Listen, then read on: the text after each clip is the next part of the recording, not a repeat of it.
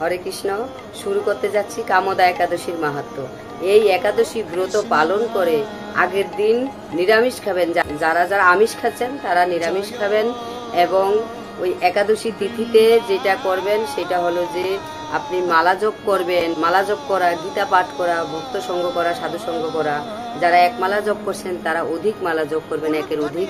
যারা একাদশীতে তো 25 মালা জপ করতে হয়, যারা 25 মালা জপ করছেন তারা তার থেকে অধিক মালা জপ করবেন। ভগবত গীতা, ভাগবত এগুলো অধ্যয়ন করবেন। আর দ্বাদশী তিথির দিন আপনি সঠিকভাবে যে টাইম, পারণের টাইম, সেই টাইম অনুযায়ী পারণ না করলে একাদশীর ফল বৃথা হয়। আর একাদশী তিথিতে আপনি কি একাদশী ব্রত পালন করছেন, একাদশী ব্রত পালন করে অবশ্যই একাদশীর মহিমা জানা দরকার। কোনো ভক্তের মুখে শ্রবণ করবেন অথবা নিজে নিজে পাঠ করবেন। প্রথমত একাদশীতে কিছু না খাওয়াই চলে, নির্জল একাদশী করতে হয়।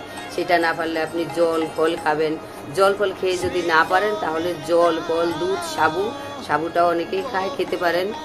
এছাড়া আপনি এগুলোতেও যদি আপনি একাদশী ব্রত করতে না পারেন, আপনার গ্যাস হয়ে যাচ্ছে, তখন আপনি সবজি, নানা রকম সবজি দিয়ে, একাদশীর প্রধান সবজি হলো আলু, পেঁপে আর কাঁচকলা। তা এই সমস্ত সবজিতেও যদি আপনি না পারেন প্রসাদটা বা খেতে, তাহলে আপনি আরো সব রকম সবজি দিবেন, দেখবেন যাতে গ্যাস না হয়। এই ধরনের সবজি দিয়ে আপনি সবজিটা বানিয়ে গোবিন্দকে সেবা দিবেন, সেবা দিয়ে সেই প্রসাদটা পাবেন। আপনি শুধু সূর্যমুখী তেল অথবা ঘি দিয়ে সবজি বানাবেন বা আলু ভাজা করবেন, যাই করবেন, সূর্যমুখী তেল অথবা ঘি দিয়ে, কাঁচা লঙ্কা প্রযোজ্য, কাঁচা লঙ্কা খেতে পারেন। এছাড়া গোলমরিচ খেতে পারেন।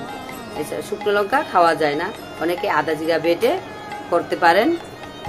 এইভাবে একাদশীর ব্রত পালন করবেন। শুরু করতে যাচ্ছি কামদা একাদশীর মাহাত্ম্য। চৈত্র মাসের শুক্লপক্ষের কামদা একাদশী ব্রত মাহাত্ম্য বরাহ পুরাণে বর্ণিত হয়েছে।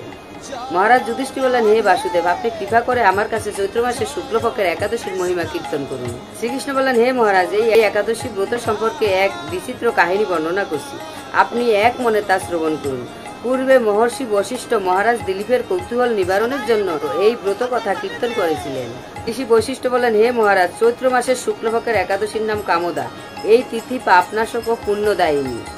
পূর্বকালে মনোরম নাগপুরের স্বর্ণ নির্মিত গৃহে বিষধর নাগেরা বাস করত। তাদের রাজা ছিলেন পুণ্ডরীক। গন্ধর্ব, কিন্নর ও অপ্সরাদের দ্বারা তিনি সেবিত হতেন। সেই পুরীর মধ্যে অপ্সরা শ্রেষ্ঠ ললিতা ও ললিত নামে গন্ধর্ব স্বামী স্ত্রী রূপে ঐশ্বর্যপূর্ণ এক গৃহে পরম সুখের দিন যাপন করত।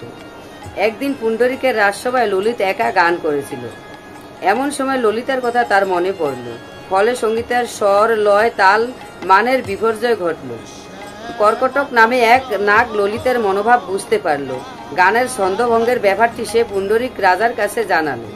তা শুনে সর্পরাজ ক্রোধে ভরে কামাতুর ললিতকে, রে দুর্মতি, তুমি রাক্ষস হও বলে অভিশাপ দান করল। সঙ্গে সঙ্গে সেই ললিত ভয়ঙ্কর রাক্ষস মূর্তি ধারণ করল। তার হাত 10 যোজন বিস্তৃত, মুখ পর্বত গুহা তুল্য, চোখ দুটি প্রজ্বলিত আগুনের মতো, ঊর্ধ্বে 8 যোজন বিস্তৃত প্রকাণ্ড এক শরীর সে লাভ করল। ললিতার এরকম ভয়ঙ্কর রাক্ষস শরীর দেখে ললিতা মহা দুঃখে চিন্তায় ব্যাকুল হলেন। স্বেচ্ছাচারী রাক্ষস ললিত দুর্গম বনে ভ্রমণ করতে লাগলো। ললিতা কিন্তু তার সঙ্গ ত্যাগ করল না। ললিত নির্দয়ভাবে মানুষ ভক্ষণ করত। এই পাপের ফলে তার মনে বিন্দুমাত্র শান্তি ছিল না। পতির সেই দুরবস্থা দেখে ব্যথিত চিত্তে রোদন করতে করতে ললিতা গভীর বনে প্রবেশ করল। একদিন ললিতা বৃন্দা পর্বতে উপস্থিত হলো। সেখানে ঋষি শৃঙ্গমুনির আশ্রম দর্শন করে মুনির কাছে হাজির হলো। তার চরণে প্রণাম করে সেখানে দাঁড়িয়ে রইল। মুনিবর জিজ্ঞাসা করলেন, হে সুন্দরী, তুমি কে, কার কন্যা, তুমি কি কারণেই বা এই গভীর বনে এসেছো, তা সত্য করে বলো। তদুত্তরে ললিতা বলল, হে প্রভু, আমি বীরধন্যা গন্ধর্বের কন্যা। আমার নাম ললিতা। আমার পতির পিছাসত্ব দূর হয়ে এমন কোনো উপায় জানবার জন্য এখানে এসেছি। তখন ঋষি বললেন, চৈত্র মাসের শুক্লপক্ষের কামদা নামে যে একাদশী আছে, তুমি সেই ব্রত যথাবিধি পালন করো। এই ব্রতের পুণ্যফল তোমার স্বামীকে অর্পণ করলে তৎক্ষণাৎ তার সমস্ত পাপ বিনষ্ট হইবে। বশিষ্ঠ ঋষি বললেন, হে মহারাজ দিলীপ, মুনির কথা শুনে ললিতা আনন্দ সহকারে কামদা একাদশী পালন করল। তারপর ব্রাহ্মণ ও বাসুদেবের সামনে পতির উদ্ধারের জন্য আমি যে কামদা একাদশী ব্রত পালন করছি, তার সমস্ত ফল আমার পতির উদ্দেশ্যে অর্পণ করলাম। এই পুণ্যের প্রভাবে তার পিশাচত্ব দূর হোক। এই কথা উচ্চারণ মাত্রই ললিত সাপমুক্ত হয়ে দিব্য দেহ প্রাপ্ত হল। পুনরায় গন্ধর্ব দেহ লাভ করে ললিতার সাথে সে মিলিত হল। তারা বিমানে করে গন্ধর্বলোকে গমন করল। হে মহারাজ দিলীপ, এই ব্রত যত্ন সহকারে সকলেরই পালন করা কর্তব্য। এই ব্রত ব্রহ্মহত্যা, পাপ বিনাশক এবং পিশাচত্ব মোচনকারী। এই ব্রত কথা শ্রদ্ধাপূর্বক পাঠ ও শ্রবণে বাজপেয় যজ্ঞের ফল লাভ হয়। আগামী 26শে চৈত্র 9 এপ্রিল বুধবার কামদা একাদশীর উপবাস। এখানে 2 দিন একাদশী ব্রত পড়েছে। দিল্লি, চেন্নাই, কলম্বো, নাগপুর, হায়দ্রাবাদ, বৃন্দাবন, বেঙ্গালোর, ত্রিবান্দম, উধমপুর, মুম্বাই এবং আহমেদাবাদ 8ই এপ্রিল কামদা একাদশী ব্রত পালন করবে। আর যে আমি পারণগুলো দিচ্ছি সেগুলো আপনারা বুঝে তারপরে পারণগুলো আপনারা করবেন।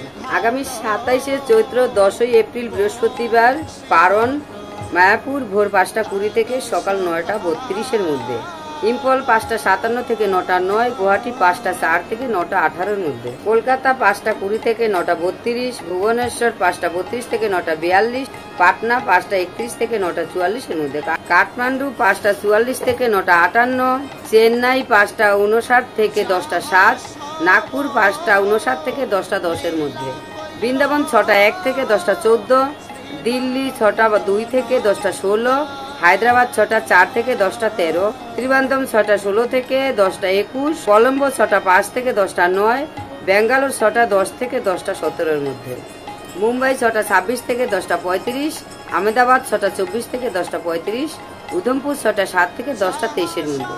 আপনারা সবাই যে এলাকার একাদশীর ব্রতগুলো বলেছি, যখন যখন যেই দিন করবেন সেই দিনের হিসাবেই আমি পারণগুলো বলেছি, সেটা বুঝে আপনারা একাদশী ব্রতের পালন করবেন। হরে কৃষ্ণ।